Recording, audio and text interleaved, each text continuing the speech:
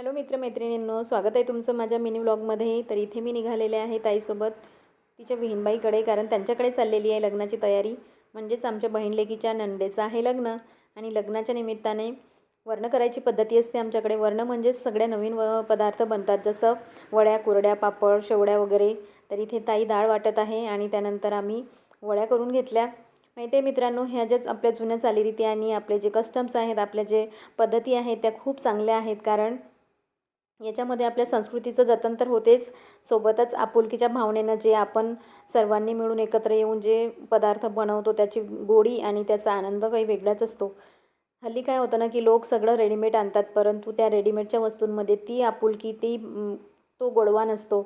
आणि हे खूप चांगलं आहे की आपण आपल्या संस्कृतीचं जतन करायचं, आपल्या चालीरीती, आपल्या पद्धती सांभाळायच्या. त्यानंतर इकडे रोडगे बनत होते आणि नंतर आम्ही शेवड्या करायला घेतल्या. खूप वर्षानंतर मी हातावरच्या शेवड्या करत होते.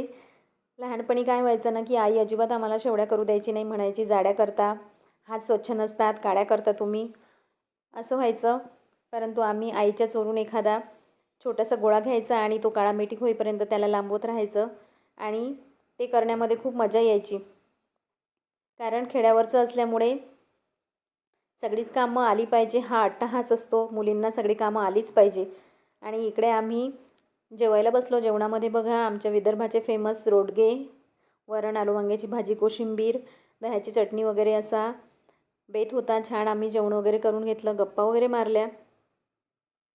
तर असा होता आजचा मिनी व्लॉग. व्हिडिओ आवडल्यास लाईक करा, कमेंट करा. चॅनलवर नवीन असाल तर सबस्क्राईब करायला विसरू नका मित्रांनो. आणि त्यानंतर मला दिसल्या 2 मिनी माऊ.